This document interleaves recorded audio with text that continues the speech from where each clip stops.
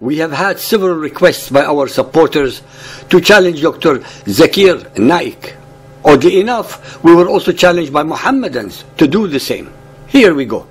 I have listened intently and transcribed Zakir Naik's replies and explanations in his confrontation with Dr. William Campbell, who seems to have been very much out of depth about the subjects concerned, being in a very hostile environment, and Zakir's overwhelming verbal assaults.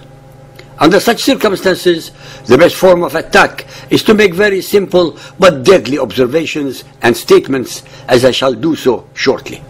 Prior to doing so, I would like to point out to our listeners the following two fundamentals that they should always bear in mind and be aware of at all times when research is done on languages and historical events. A. That languages evolve, and words that had a definite and specific meaning at their inception, at a certain period of time and place, will have a different one or even more than one in subsequent centuries. B. Most vital of all is to keep in mind that humans create and or invent words only when it is necessary, such as to describe an object, an idea, a concept, an action, etc. Hence, when one is discussing the meaning of a word, a term, an idea or a concept, one must address their actual meaning and understanding as they were at the time and place of their inception, and not, in hindsight, in our time 1400 years later.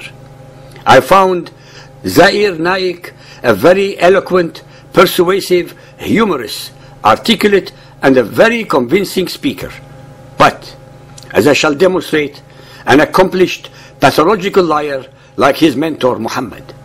He uses similitude to illustrate his explanations. Zakir Naik is an excellent linguistic and lexical illusionist, which he perpetrates upon an audience that is 99.99% ignorant of the Arabic language and even more ignorant of the actual events mentioned in Muhammad's Quran and the Bible. With deliberate and studied aforethought, Zakir misinforms, disinforms, misleads and deceives his unwary and otherwise very innocent audience. When Zakir's rebuttals, similitude and explanations are examined in situ, one will easily be able to completely discredit him as an authority on the Arabic language, on the Quran or the Bible. The foundations of his arguments are as follows: that the Quran is the only true revelation in existence, that the Hebrew Bible, the New Testament and the Gospels are mostly man-made and not completely divine, that the Quran contains all scientific knowledge possible, none of which is in error, because Allah as God cannot possibly be wrong. Hence, no book which contains scientific errors can be attributed to Allah or God. Such unscientific books cannot be divinely revealed. He then proceeds to enumerate all the verses of the Torah from Genesis 1 to 24 that contradict science and makes a mockery of them. He does the same with verses of the New Testament and the Gospels, while glorifying those of the Quran as perfectly and completely compatible with modern science without a single error or doubt. As I have mentioned on numerous occasions before, that the followers of Muhammad, in their attempt to justify the unjustifiable or to explain the unexplainable, invariably shoot themselves in the mouth. Zakir Naik is no exception.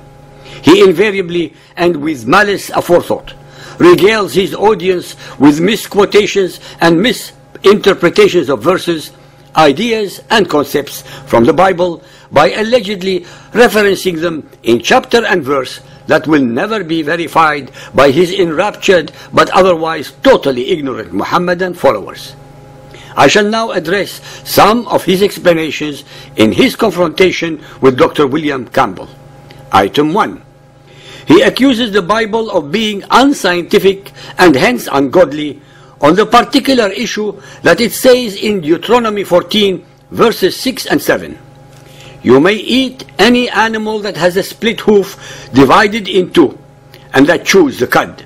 However, of those that chew the cud, or that have a split hoof completely divided, you may not eat the camel, the rabbit, or the coney. Although they chew the cud, they do not have a split hoof. They are ceremonially unclean for you.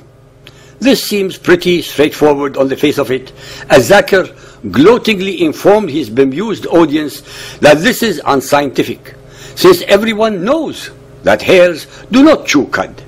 Well, well, well.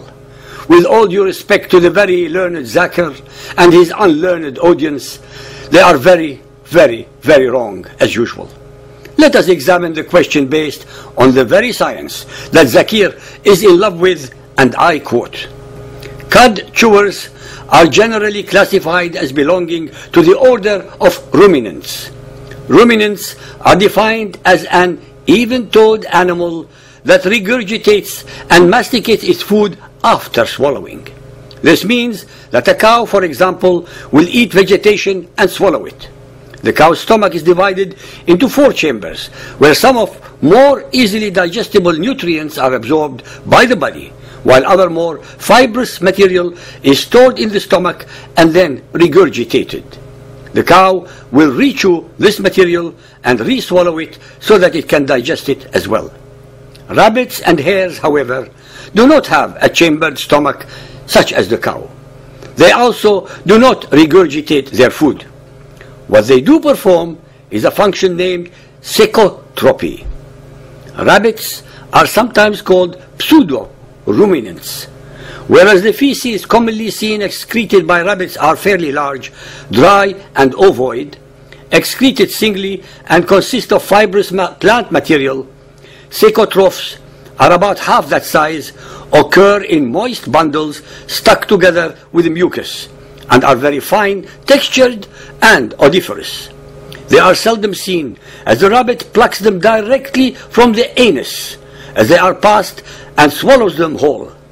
Normal rabbits do not allow sectrophs to drop to the floor or ground, and their presence there indicate a mechanical problem or illness in the rabbit." End of quote. Torah 1, Zakir Naik 0. The Torah of 3,500 years ago knows more than Zakir Naik and all the followers of Muhammad of the 21st century. Zakir should have studied the subject as I have before opening his ignorant and mocking mouth. Item 2, Al-Kahf 18.86. Until when he reached the setting of the sun, he found it set in a spring of murky water. Near it he found a people. We said, "O Dhul Qarnayn, thou hast authority either to punish them or to treat them with kindness." حتى إذا بلغ مغرب الشمس وجدها تغرب في عين حامئة. As we know, the sun is at least 1,000,000 times bigger than the earth. Nonetheless, Muhammad asserts that it set in a puddle of water. To explain this very unscientific problem and save the alleged divine origin of the Quran, Zakir told a huge audience and millions of attentive viewers that the Arabic word wajadaha does not mean found, but actually means appeared. Well, well, well. Again, and yet again, we find that Zakir Naik is deliberately and intentionally deceiving all those who are listening to him, since in the Arabic language, in all their dictionaries, the word appear is zahara, and most definitely not wajada, which actually means found. Hence, once more, do we catch the charlatan Zakir Naik using usual Muhammadan methodology of mendacity and deception to protect the Quran with a bodyguard of lies.